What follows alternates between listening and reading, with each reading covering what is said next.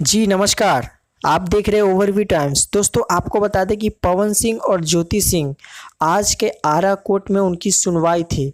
दोस्तों 21 जून की उनकी सुनवाई पवन सिंह और ज्योति सिंह के तलाक के मामले में सुनवाई था। दोस्तों इसमें आपको बता दें कि ना पवन सिंह पहुंचे ना ज्योति सिंह पहुंचे।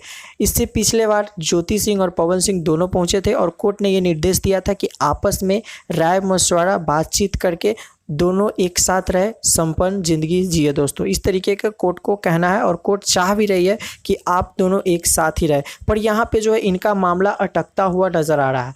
यहाँ पे मामला जो है 21 जून को दोस्तों यहाँ पे जो है पवन सिंह ना पहुंचे ना ज्योति सिंह सुनवाई के लिए पहुंचे। तो इसी में दोस्तों आपको बता दें कि यहाँ पे जो है पवन सिंह के वकीलों के द्वारा कहा गया है कि आज पवन सिंह नहीं आएंगे क्योंकि न्यायाधीश के आगे बहस हुआ। न्यायाधीश यानी कि कोर्ट में इनका बहस हुआ कि पवन सिंह वकील वहीं हम तलाक लेना चाहते हैं। पवन सिंह का वकील कह रहा है कि दोस्तों यहाँ पे जो है हम तलाक लेना चाह रहे हैं और पवन सिंह के आज कोई भी ज़रूरत नहीं था आने का, इसलिए पवन सिंह नहीं आ रहा। ऐसा पवन सिंह का वकील का कहना है। दोस्तों पर जाते जाते उनका वकील ये भी पवन सिंह के वकील से जब पूछा गया कि ये जो मामला अभी चल रहा है इसमें आगे आपको क्या लग रहा है, दोनों एक साथ रहेंगे या तलाक लेंगे, तो पवन सिंह के वकील इसी में कहा कि जो पवन सिंह है वो चाह रहे हैं कि हमें तलाक हो जाए। इस तरीके का बात यहाँ पे जो है वकील के द्वारा कहा जा रहा है, पवन सिंह के वकील के द्वारा। तो दोस्तों आपको बता दें कि यहाँ पे और जाते जाते वकील ये भी कह रहा है कि आगे जो फैसला होगा, आगे जो इंतजार कर जो कोर्ट का नया निर्देश निकल के आ रहा है,